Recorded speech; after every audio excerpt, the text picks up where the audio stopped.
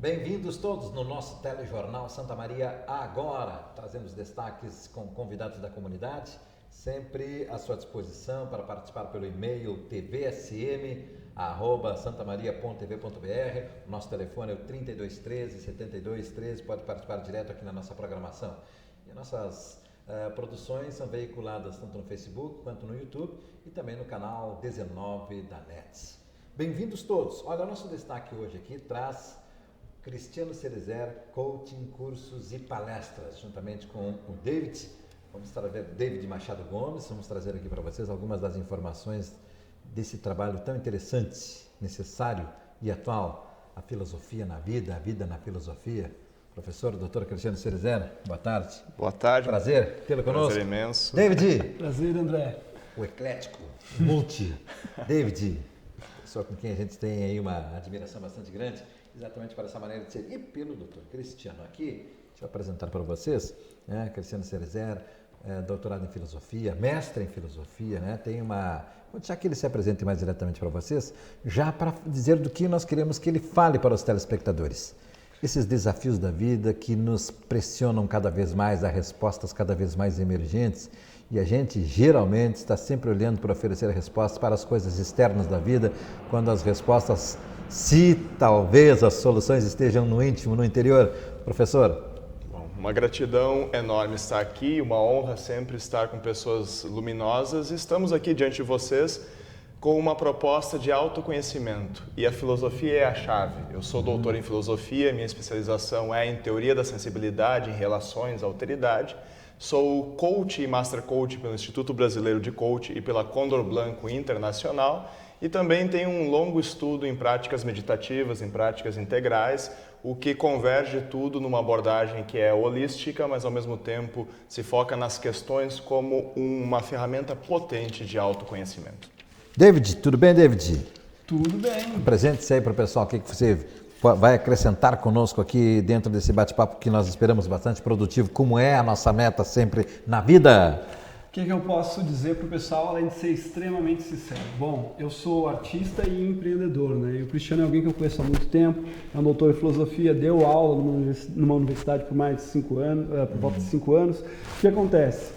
Quando eu vi ele com todo o conhecimento dele, toda a capacidade dele, eu resolvi usar os meus conhecimentos que eu acumulei ao longo da minha caminhada, na parte do marketing, na parte da produção, para ajudá-lo a divulgar esse conhecimento. Aliás, um conhecimento que impactou na minha vida. Ao longo do tempo que eu estou do lado do Cristiano, eu aprendi coisas muito significativas e que me ajudaram a viver uma vida mais prazerosa, mais potente, digamos assim. Muito bem, excelente, muito bom. Doutor Cristiano, olha só. Uma das questões, uma das palavras-chave que parece estar sendo bastante esmiuçada, além do empreendedorismo no mundo dos negócios, o empreendedorismo está em voga por essa questão, talvez, seguramente 13 milhões, agora 12 milhões de desempregados, mais os desalentados, ou seja, as pessoas precisam se repensar, se reinventar, se requalificar, Mas é propósito, afinal, o que você quer, para onde você vai? Isso aí é uma das antigas primeiras articulações da filosofia, Com certeza. A filosofia, ela não está separada da vida, ela é a vida refletindo sobre si própria, procurando o sentido que costura as fases, os momentos, e essa pergunta pelo sentido, qual é o sentido da vida, é uma das grandes questões da filosofia e não é apenas uma questão teórica, é uma questão prática, uma questão que liga níveis de existência. Um termo que traduz essa pergunta pelo sentido é o propósito. Qual é o nosso propósito, o nosso telos, a finalidade que nos guia, nos orienta, nos impulsiona, nos anima ao longo de nossos aprendizados, ao longo de nossas criações, ao longo das atualizações da nossa vida. E essa pergunta só pode ser respondida se nós fizermos um movimento de criação de pontes, de uma ponte para dentro, nos conectando com as partes nossas que estão distantes, criando essa sinfonia interna. Então, se conhecer é a chave para depois nos alçarmos ao mundo e criarmos a vida que nós queremos. Isto é uma responsabilidade, é uma liberdade, mas também uma responsabilidade. E o propósito é, portanto, a chave de muitas coisas, espirituais e materiais, práticas e relacionais também. Eu digo isso porque também um dos dirigentes de uma das grandes empresas do mundo, né, empresas de tecnologia principalmente, ou seja, lida com cabeças pensantes que estão lá num alto nível de graduação e de contratação, ele reergueu a empresa, retirou a empresa de um estado de inércia e de queda livre, que é a Microsoft, imagine, né, em função dessa questão. Ele foi lá na base conversar com os funcionários, com os trabalhadores, trabalhar neles de novo o que você faz, o que você faria se não estivesse aqui. Qual é o seu propósito e o que você acha que é a Microsoft para o mundo? Resumo da história, ela está de novo na liderança. Esse movimento de sair de lá da ponta, né? De sair de lá do lugar, da zona de conforto, para vir na base conversar com os funcionários. O que você acha disso? O que você nos diz sobre isso a respeito dos seus trabalhos como coaching, principalmente, né? Esse é um ponto fundamental porque nós somos seres de relações, nós somos seres afetivos. A inteligência ela é sensível. Se nós pensarmos a inteligência como algo desconectado da vida, nós estamos pensando numa ficção. Não há inteligência sem sensibilidade. Não há inteligência sem um pôr-se em relação e alterar-se a partir dessas relações. O que acontece é que muitos líderes e empresários fogem das relações, fogem da comunicação direta, de entrar em contato e entender a realidade humana que faz parte das comunidades que estão conectados a eles.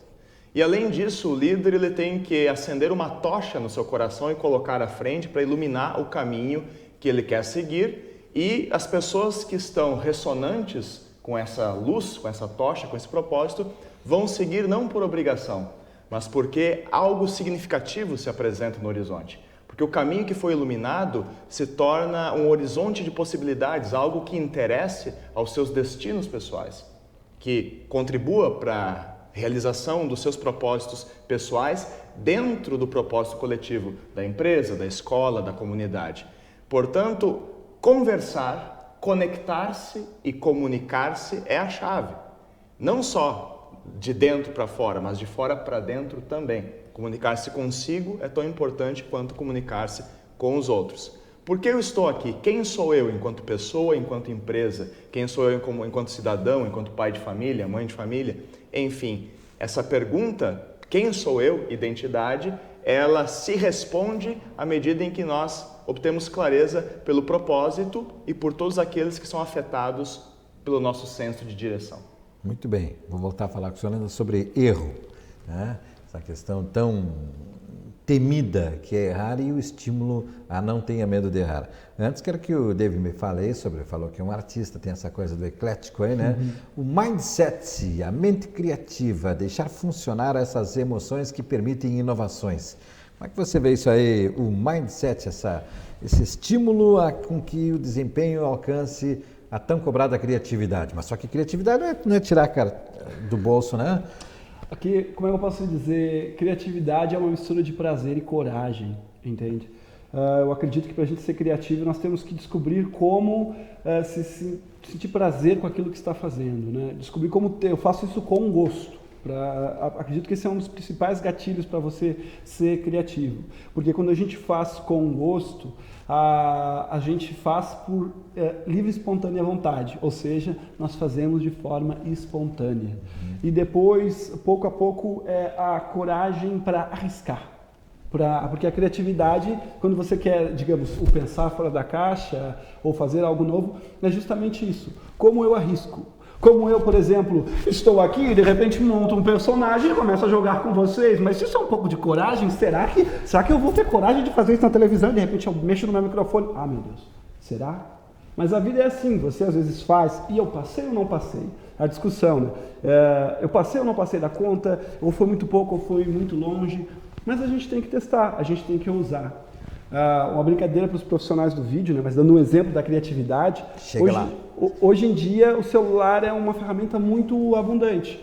Então, se você quer testar a sua criatividade, você pode ligar o celular e se experimentar, fazer coisas que não faria na frente das outras pessoas. e gravar e se analisar e ver aquilo e brincar. Mas digo isso, fazer com espontaneidade, fazer porque quer fazer e ter coragem de fazer diferente, se soltar, brincar. Doutor, eu ainda vou voltar, mas não vou perder o gancho com o David aqui. Sabe que ontem eu vi, ontem ou hoje, tudo tão rápido, ontem ou hoje, parece tão distantes. Ontem eu vi uma propaganda, uma publicidade de um novo aparelho de telefone, smartphone. O jogo dele é que a câmera gira rapidamente, ela vira selfie e vira no tum, tum, tum. E o que permite? Que tanto quem está atrás da câmera fica na frente, quem está na frente vira atrás. Opa, deu nisso. Então. E aí tem uma frase-chave. Chegou a era da imagem. Você falou aí, edição de imagem. Olha onde é que nós estamos aqui, Sim, né? Verdade. Estão nos vendo pela imagem. Então vamos lá, a era da imagem. A era da imagem, como falam... Habilite-se, qualifique-se. Você, David, vai ser meu professor de imagens, direção, edição de imagens. Fala sobre isso, David. Isso é uma ferramenta? Bom... Isso qualifica? Isso é poesia, isso é poesia.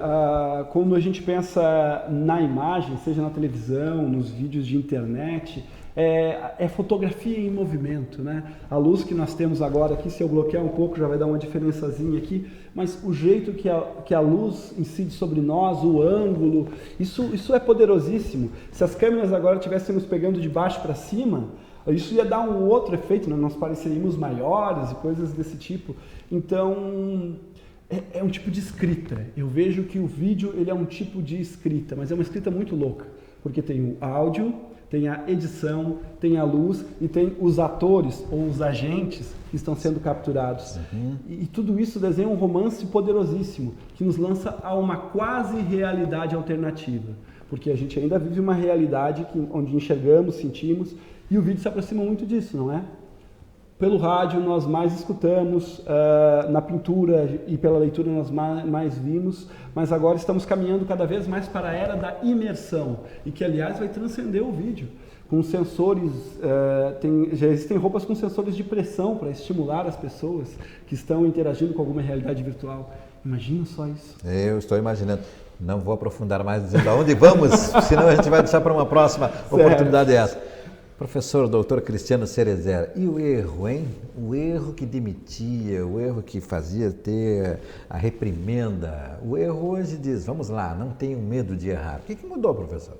Bom, o que se tomou foi uma consciência de que não há acerto sem erros, né? O que nós chamamos de acerto, que é muito baseado no resultado em que um processo aprendeu. Nós não aprendemos num processo, nós somos um processo que aprende.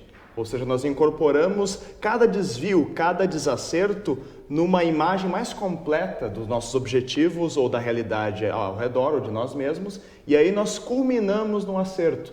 Só que quando nós focamos no acerto, nós ignoramos a trajetória de 1 zilhão de erros que nos ajudou a mapear o caminho que nos conduz ao resultado pretendido. Então se percebeu que sucesso, que progresso é algo orgânico, fluido. E assumir o erro é valorizar a experiência. Quando você demitia alguém por cometer um erro, você estava prejudicando a evolução, não só daquela pessoa, daquele funcionário, mas da empresa de cuja presença, ou seja, aquele funcionário não era apenas alguém que estava ali por acidente, era alguém que estava como um órgão vivo de um organismo maior. E se esse organismo expulsa o órgão que está evoluindo, esse organismo perde. Então essa perspectiva de sistema, de organismo, veio a surgir hoje em dia. Outro ponto é entendermos que o erro é a medida do progresso. Se você não erra, você não está tentando. Se você não erra, você não está se esforçando. O erro acontece quando você sai da zona de conforto e entra na zona de confronto. E é na zona de confronto que nós crescemos. É quando nós desafiamos a casca, quando o pinto força a casca, é que ele rompe com ela e abre as asas e pode voar. Então, aceitar o erro é aceitar o incômodo que faz crescer. E o medo?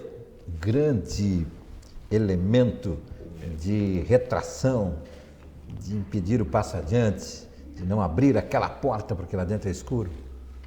O medo é fruto do apego. Dentro do ambiente profissional, que lhe pergunto essa parte que o senhor trabalha como coaching, né? Sim, o medo é fruto do apego dentro de nós e também onde nós convivemos, como família, como funcionários, como trabalhadores. Então, o que acontece? Se nós tentamos motivar via punição, né, essa chamada motivação evitativa, colocamos algumas ameaças latentes e aí as pessoas vão fazer as coisas por medo de cair em alguma armadilha montada, às vezes, pelo líder ou pelo empresário que está no comando. Bom, se nós tentamos avançar desviando de buracos com lanças, nós não avançamos de forma alegre, não avançamos com potência, nós avançamos com hesitação. Sempre há um risco potencial. E aí nós não estamos plenos no processo. Então, o empresário, por exemplo, ou o líder que se baseia no medo para motivar seus funcionários, ele está gerando um clima não produtivo. Agora, se você colocar limites claros, mas abrir um horizonte de possibilidades, ou seja, nós estimulamos você a crescer e colocamos algo amável diante de você, porque o oposto do medo é o amor. E aí o amor, ou seja, algo que atrai em direção ao crescimento, é a forma correta de motivação. Gerar o amor pela empresa, por exemplo. Qual é o propósito comungado? Os funcionários se sentem parte daquele organismo? Eles estão harmonizados com isso? Ou estão loucos para ir embora? Este é o ponto. Então, fim do dia. A motivação atrativa ela é oposta ao medo. Usar o medo como método, me perdoem o behaviorismo de forma mais simplória, o behaviorismo ele trabalha com essa ideia de estímulos, respostas e condicionamentos. Sim. Ele funciona até um certo nível, mas é o significado que nos move. Não é o prazer e a dor, é o significado. Isso transcende o prazer e a dor. Muito bem. Coaching, cursos e palestras. O coaching transforma ou o coaching revela, ajuda a revelar-se o interior?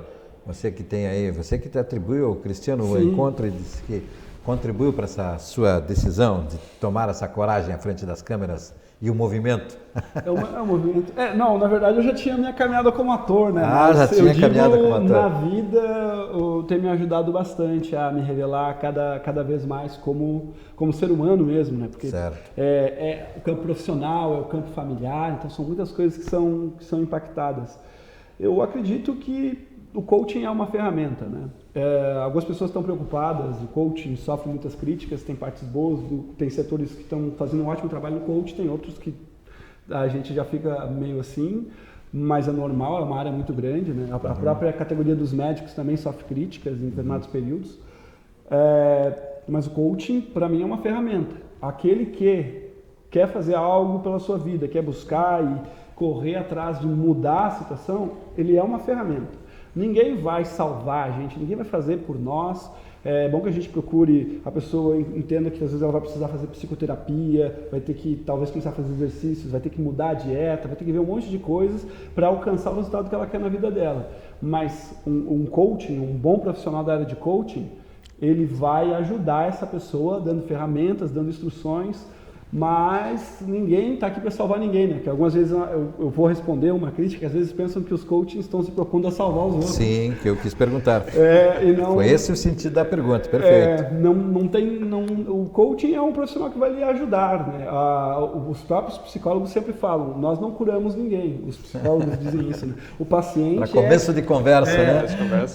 Os pacientes que se curam, né? E o coaching não salva ninguém, o coaching dá ferramentas para as pessoas que estão interessadas em crescer, em evoluir, em se transformar. Então, e querem um auxílio, querem ajuda para realizar aquilo que estão ansiando. Né? O tempo voou. Vou querer que o professor Dr. Cristiano Cerezer, também com o David Machado Gomes, deixe o endereço, contato, enfim, né? Mas não sem perguntar, professor. Isso tudo também tem aquela chamada linha estreita, tênue, do misticismo, fé. Estou vendo aqui, o senhor tem aí alguns símbolos que expressam talvez essa forma de crença, de convicção, de movimento do corpo, essa luminosidade de alma. Fale, por favor, para encaminhar o encerramento, professor doutor. Bom, perfeito. Eu sou um filósofo, antes de tudo, mas a filosofia, como eu a entendo, é um mergulho na realidade como um todo. Então, eu sou um holista e um humanista. Então, eu valorizo a pessoa humana em todas as suas dimensões e valorizo este todo do qual fazemos parte. E eu sou muito inspirado pelas tradições filosóficas, tanto do Ocidente quanto do Oriente. Uma delas é o taoísmo, que significa a compreensão da natureza como um organismo e absorvermos os fluxos e aprendermos com a teia da vida, da qual fazemos parte.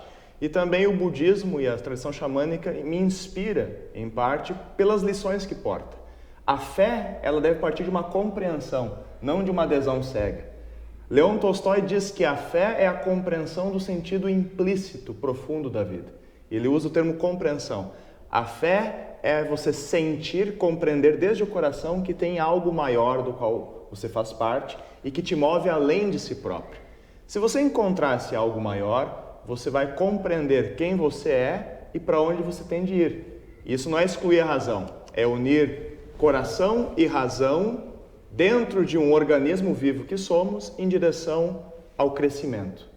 A fé, ela é prática e ela não é incompatível com a razão. A fé é uma dimensão da razão que não foge do mistério. No livro Milagre da Manhã tem o poder da meditação, né? Que pode ser, não precisa necessariamente ter toda aquela preparação, porque muitas vezes as pessoas pensam que tem que ter todo um... Pode ser a qualquer momento, pode ser quando o sujeito precisa estar encontrando-se consigo mesmo. Meditação. Meditação. Eu sou um estudioso praticante de Tai Chi Chuan, de artes marciais meditativas taoístas. Então, algo que mudou muito minha perspectiva sobre a vida é exatamente a atenção plena. De um lado é me fazer presente e de outro é aceitar o fluxo. A melhor forma de ser é deixar ser. Não no sentido da passividade, mas no sentido de sentir e compreender as relações. Ninguém está preso a nada, a não ser as nossas ilusões. E o poder do questionamento, da filosofia, é ajudar a desfazer as ilusões para que você consiga acessar e viver a sua verdade, dentro de uma verdade maior do que você. Muito bem. Contato. Eu estou tendo aqui o encontro com eles semanais lá no Café OK, né? O professor aluga uma sala, temos encontros lá com uma turma. Crescendo bastante. Mas, afora isso, como é que a gente chega até vocês? Bom, vocês podem procurar o site do Cristiano, que é www.cristianocerezer.com, certo? www.cristianocerezer.com. Cerezer com Z, né? Exato, tá tranquilo lá. Cerezer com Z e sem .br, é só .com. Vai aparecer no primeiro lá, o Google já acertou tudo lá, aparece a primeira busca lá, né? E podem nos contatar também por telefone, WhatsApp, o número é 055-98168-0033, repetindo, 055-98168-0033, ou pelo e-mail contato@cristianocerezer.com. Muito obrigado por terem vindo. A gente sempre fica com o tempo curto aqui para tanta coisa que tem a dizer, mas sem dúvida nenhuma foi um prazer aqui Gratidão na visita. imensa. Espero que vocês também prazer, olhem aí, e que os nossos telespectadores também tenham ganhado inspiração, motivação a partir daquilo que a gente queria nessas posições que eles nos trouxeram, essas palavras, eu acho sempre muito estimulantes e muito reflexivas. Até o nosso próximo encontro.